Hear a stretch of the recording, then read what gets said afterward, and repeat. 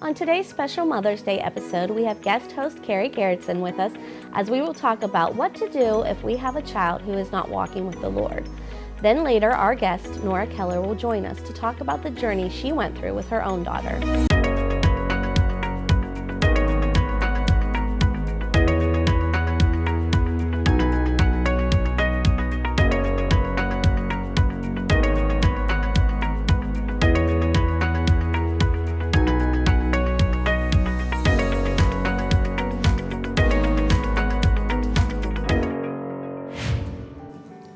Baseball season has once again begun, and many hours will be spent at the ball field. For 15 years, we have spent the months of April through July and sometimes even August watching our boys play ball. This year, our oldest will play for 2 teams, and so will our youngest. And that calendar, it sure does fill up fast. But I absolutely love everything about it, to be honest. I am that baseball mom. But here's the thing I've struggled the most with is how to prioritize it all. For a time, it was all consuming for me, meaning I would not miss a game for any reason at all. If we were invited to something, I would have to check if we had a game. The game took priority. My oldest loved everything about the game, which made me love it even that much more. Eventually, summer wasn't even enough when it came to baseball. We would do things to make baseball part of our lives year-round. I'm not even sure I ever even missed a game until maybe just last year. So why am I telling you all of this? Well, I'm hoping to help another mom or dad out there. You see, sports are great. They are a blast to watch. But the minute they become so important that we start putting it over church, family events, gatherings with friends on a consistent basis, where we pretty much drop out of everything else, we probably need to evaluate the why. And is it really beneficial in the long run? Now, I'm not saying this to bash anyone because I know it's hard. Heck, I was that mom and I still am working at it. I love watching my boys play, but what was I missing or what were they missing because of it? I remember during COVID, my oldest was asked what did he like best about staying in, and his response was not being so busy. I was actually taken back by this. I didn't even know he was feeling this way. So what I'm trying to work at is, hey, if they miss a practice, they miss a practice. If there's a friend's birthday party they would rather go to, then why not? If we have a church event that I know will be beneficial to my walk, then I'm going to miss the game. It's one of the hardest lessons that I'm still trying to learn, but nothing, and I mean nothing, should control us so much that we missed out on the rest of the life that God has for us. I'm not sure I'm really explaining it all right, but what I'm saying is we just need to take an inventory of what takes priority and what's most important in every season of our lives. And we can't let anything take priority over, first and foremost, our walk with God, and secondly, family and friends. Luke 12:34 says, "For where your treasure is, there will your heart be also." So, what do you treasure most? It's important that we know the answer to this question. And we are just 3 ladies, all with big opinions, always backed by a biblical standpoint. So let's talk about it. This segment is brought to you by Harry's Construction, whose motto is, "If you can dream it, we can create it."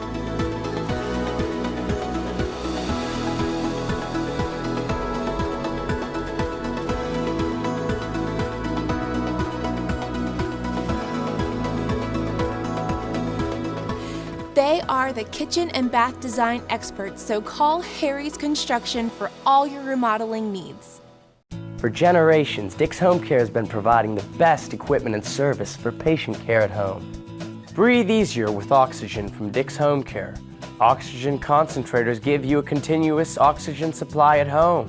Oxygen cylinders supply oxygen without power. And portable oxygen frees you to go. Dick's Home Care technicians will set your oxygen up and make sure you know how to use it.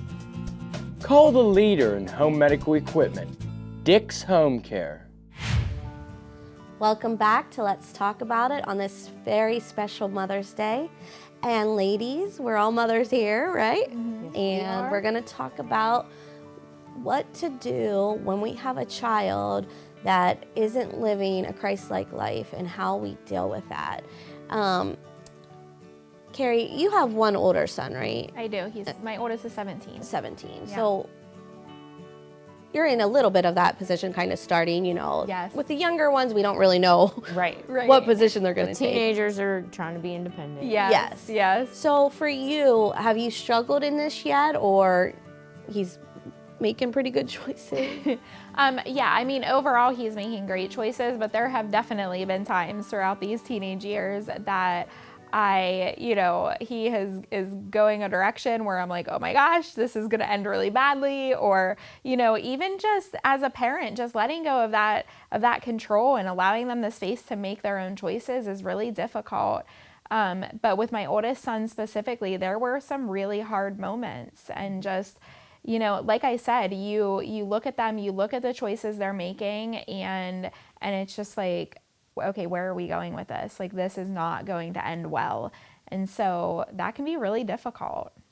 What I find is I don't know if it's like they don't believe that we know. Oh, no. No, we know nothing. Yeah, we know nothing. We haven't been through it. So that's been really hard. Yeah. And the one word you used, the control, like we as parents absolutely still want to control and move them in the right direction and where we think is best and what we think we know to be best. Right. And so that's been difficult as well for me. Yeah. How about you, Teresa? Well, of course, mine are grown. The youngest is 25, and I'm still trying to, and he's going to be a dad very soon, But I remember when my oldest was a teenager and even like 18 and 19, and he just would not take good counsel from us. And I felt like he just bucked us on everything. And John and Cody were like oil and water. They were just totally opposite personalities. And I just remember I laid in bed one night in tears, and I said to John, I said, when he gets older, when he's going to leave here when he can, and we're never going to see our grandkids. We don't even have grandkids to see. Right. But I'm just thinking he's going to get as far away from us as he can, and we're never going to see him again. And he reassured me that was not going to happen. And that child now is 32, and he probably references God in his life more than the other two.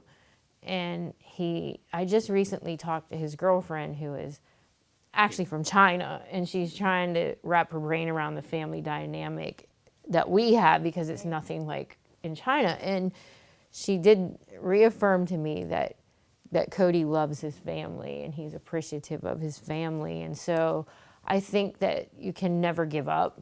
Right. That they do get turned around.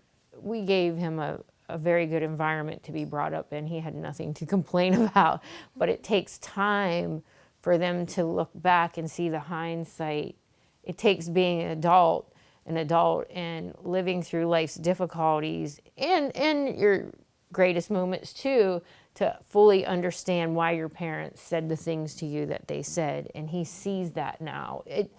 I guess what I'm saying is it does come around full circle. It does. You're in a tight spot now. It will all be okay. It will all be okay. Yeah. Your kids are going to be fine. Yeah, it's good to hear. They're going to be fine. Gary, would you say, you have other kids that are younger. Mm-hmm. Is there anything you see that you did with the older that you're like, I probably would do that different? Or are there things that you're like, that worked well, I'm going to do that again? So I definitely think there's maybe 2 things that I did well and about 100 that I would never do again. Mm-hmm. I kind of always feel bad for my oldest because I'm like, you're kind of the guinea pig. You're the one I try everything out on. And, right. Yeah, and when true. It works well, then I keep that for the next ones, But I definitely one thing that really has helped me as a mom is honestly my own story with God, and just the time in my life where I walked away from God and came back. And so that has just given me so much faith with my children to just know their story isn't over. And I just know how my mom prayed for me. And so that's my biggest weapon. Mm-hmm. And that's what I use for all of my kids. I just go to the Lord on my face and just God, they're your kids. They're not mine. You entrusted them to me to raise them the best that I know how, but I believe that you're going to show me how to do that for each and every one of them Because the way they need. They each have their own set of difficulties. Right, exactly. Like, not that one, like I have one that everybody thinks is the shining star in behavior-wise, probably, but that kid has their own set of things that we had to address. Right. And so they each have their own set of difficulties, and you have to learn how to navigate each child by themselves. And the youngest, well, like you said, like by the time I got down to, well, I'll just say, by the time I got down to you, Justin, I was like a little bit more loose, you know? Yes, He was very lucky to be the last because we were loosened up by then, you know? But yeah. Yeah, I think for me, one of the hardest things is to let God. Yes. Because I am a controlling personality. Right. And so I almost daily have to be like, they're yours. Yeah. And do I mean it? I don't, sometimes don't know that I even can get to mean it. Like it's hard for me because I want a say. Yeah. So do I. And John will share something with me about one of the kids, and he'll say, now don't call him up. And I'll be like, we'll be on the phone, and he'll, do not call him up. And I'll be like, I wasn't. And I was going to call him. I couldn't wait to get off the phone to call him. What are you doing? But they also, just like we had to grow up and learn by our mistakes, they have to learn by theirs. That is something I try to remind myself. Like, I know what I was like as a teenager, and it wasn't great. And so, okay, like they're going to go through those things, and they're going to have those choices to make, and they're going to go through growing periods and the unknown, and can I let them go through that? Right. Right. Yeah. That's a hard one. Yes. But you weren't a saint, I wasn't, you weren't, none of us were saints, and here we are today, so that should be what we rest our morals on. But like you said, Kelly, I try to navigate things, and Yeah, just listen to me. I know the right answer. Right, exactly. Like, right. it's good stuff. If you would listen, I know. It would turn out perfectly. Yeah.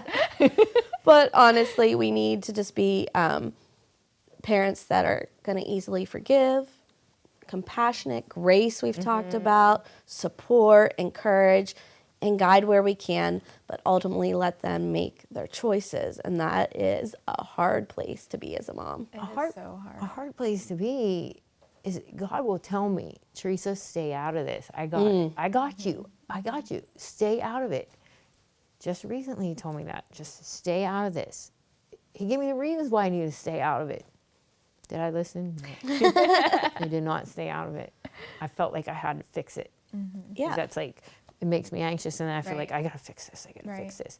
No, I'm going to fix it. Okay.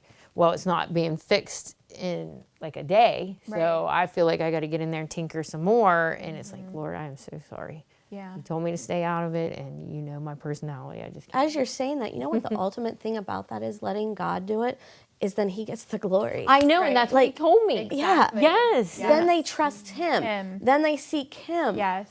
Oh, that's like a light bulb moment for me. Like, Yeah. like that's what really we want. good. Yeah, We want our exactly. children to know that God is their guide. God can get them through and show them. Yes. So Yes. it's hard though. It is very hard, yes. And it just, comes back to us just really trusting in him, and the fact that he created them. He knows them better than we ever can. Yeah. And just really turning to him daily, and asking him to give us that wisdom and that guidance to help them. And I always try to think, like, I want to be a place where my kids feel safe to come and talk to me. Yeah. Yes. I want to be that safe place. Yeah, absolutely. Well, to end, I'll just end with this verse, Proverbs 22:6. Train up a child in the way he should go, and when he is old, he will not depart from it. Hold on to that, and happy Mother's Day. And when we come back, we will have our guest of the day.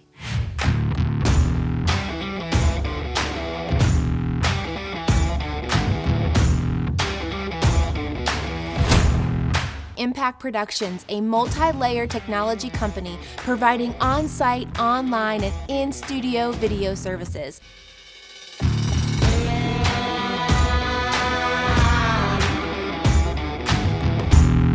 Contact Impact Productions to capture your story. When it's time for a new roof, Champion Roofing is your best choice. We're a certified award-winning roofing contractor, meaning your roof is done right the first time. Call today. Champion Roofing, we're the solution. Welcome back to Let's Talk About It. And today we have my sweet friend with us. Tell us your name and a little bit about yourself. Nora Keller. I have 3 beautiful kids, 8 grandchildren, and 8 great-grandchildren. Wow, 8 great-grandchildren. That's Yes, crazy. Yes. Well, we brought you today because this is our Mother's Day episode, and we wanted to talk to what I think is a beautiful mom who has lived a life that has had some hardships, but has had some really great blessings along the way, too. And I just wanted you to share a little bit of your story. You have a daughter who sometimes made choices that were hard and difficult, and just let's start a little bit there. What did that feel like for you? What was that time of your life like? It was tough, and probably in the beginning, I blamed myself and thought it was my fault. It was very difficult. It was hard. My husband was sick at the time, which made it doubly difficult. And losing him on top of all of it, yeah, it was hard. How old was she do you remember? Right out of high school. Right out of high school. Yeah, about 18. Okay. And do you think, was it your husband's sickness that kind of started this path for her, or do you feel like she had already started before the sickness? No, we don't talk about it, but I've often felt like it was his sickness and she couldn't handle it. Okay. She had said to me one time, is Dad going to die? Well, I'm dealing with that. And couldn't, we always say hopefully not, but yes. Yeah. So, we can't imagine what that's like because we still thankfully have our husbands, but this is a long time ago. How many years ago now has he passed? 28. 28 years. So how many years had you been married at that point? Do you know? I think about 35, 36. Wow. Okay. So, Right. you're still in the midst of, I mean, life. And Yeah. you have a kid go off the rails. We have our husband to kind of help keep, but you had to deal with that by yourself. No. Well, I knew you'd say that. I knew you were going to say that. Yeah. Yeah. So how did you deal, so you're mourning the loss of your husband, she's mourning the loss of a father, and she's making some choices that we know aren't good. How did you deal with that in the midst of all this heartache? Just hurt a lot. You just hurt. But I heard God say to me one day when she called me on the phone and she said, Mom, I'm going to UAE to be married. Would you come and visit me? No. And it was the 4th of July, I had a house full of company and I knew I was going to cry. And I handed the phone to my daughter-in-law and I walked up the road and went over and sat down on a log over the townhouses and I said, God, I can't do this. And if you don't help me, I said, until you tell me I'm not going home, I'm going to sit here until you talk to me. And his answer to me was, I want you to learn to live one day at a time. You're either in the past or you're off in the future, afraid that you can't do this. Just learn to live one day at a time. And just for one day you can live without him, and I had to just trust him. And she did go to UAE and was going to marry an Arabian guy over there. And everybody told me, she'll never get out of that country. And God's so merciful and so faithful. Yes. And he brought her home. But there was many more years after that. But she's doing fabulous now. And that's the beauty of it. Yes, yes. That's the beauty of it. And from that day to where she's at today, you have scabs on your knees. Cried a lot of tears, Yeah.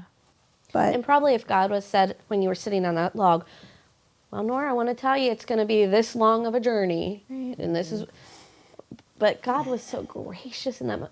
I need you to just do one day at a time. Yeah. Do one day at a time with me. Because he knew if he would say, listen, this is what it is, that would have been too much. It would have. One day Yeah. at a time. One day at a time with me. And so tell us a little bit about where she's at today and what's going on in her life and how things have changed. well, she's in Pittsburgh, her and her husband and her son. She had a son when all this was happening. And 2 years ago, they got involved in Grace Life Church, which Patty Bracken told us about, a church that opened up very close to their home. And they were looking for a church and they couldn't find anything. And she went, Mark didn't want to go with her, but she went. And she came home and she said, that's my church, whether you go or not. It wasn't that he didn't want to, it's just, you go check it out. And they are so involved now. Ushers and greeters and anything that comes up that if they can do, they are involved in. And Justin, God has turned Justin's life around. And Well, that's great. That's her son, Yes. Mindy's son. yeah, he's 29 now. Hard to believe. Yeah. But he's gotten involved. He goes to a life group and he's got checked to work with children and he's going to be an usher and he's doing great. They both are. And Mindy said, Mom, nobody over here knows that we went to ministry school. And I said to Mark one day when I was over there, someday you're going to be filling in on that platform for the pastor.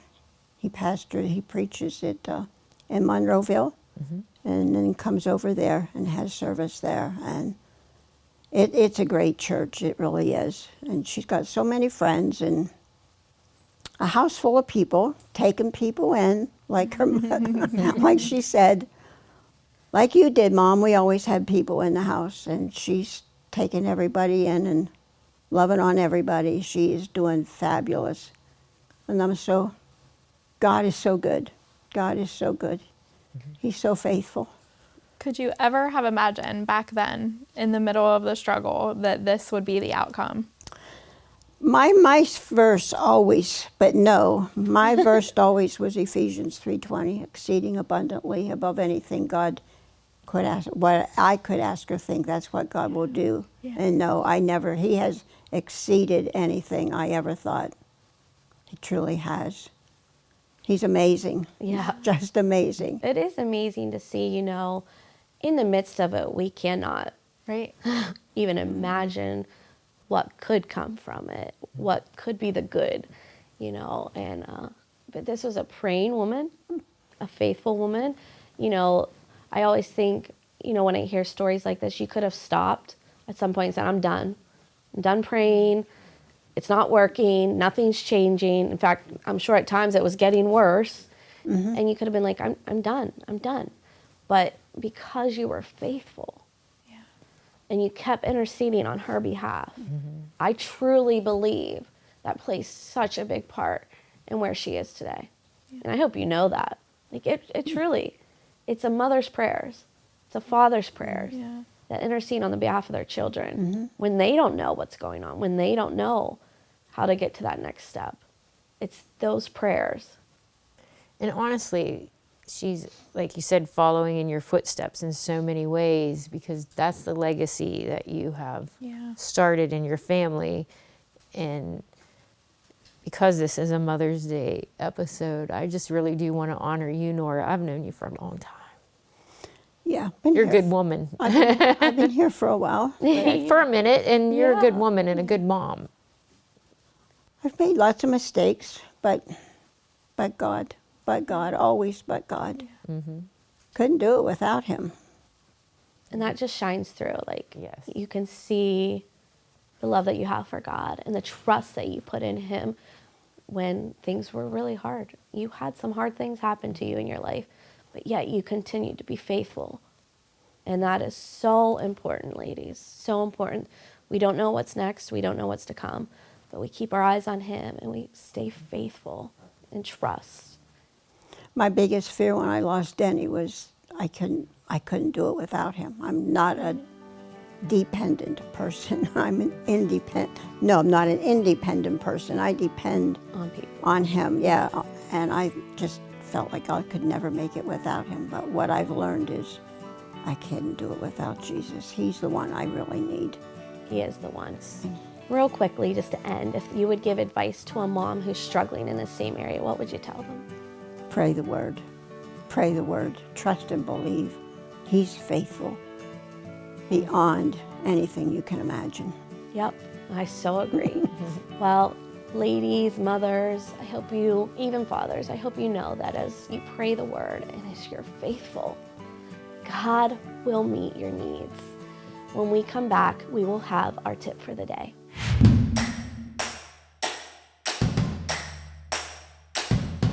Made by Vogel is a father and son business that produces high-quality handmade wooden products such as cutting boards, bowls, bottle stoppers, and more.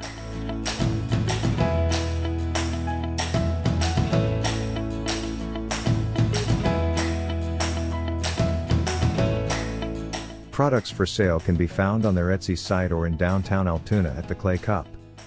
You can't go wrong buying from Made by Vogel.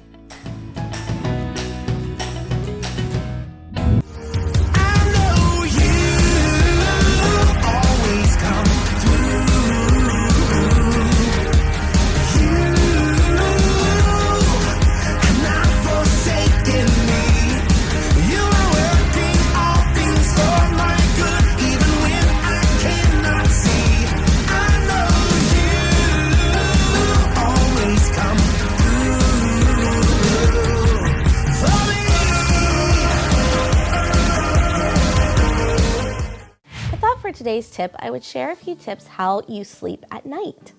Now, this isn't really a problem for me. My problem is actually getting up before 9:30. But I know this can be a problem for many, so here's a few ways that may help you sleep better.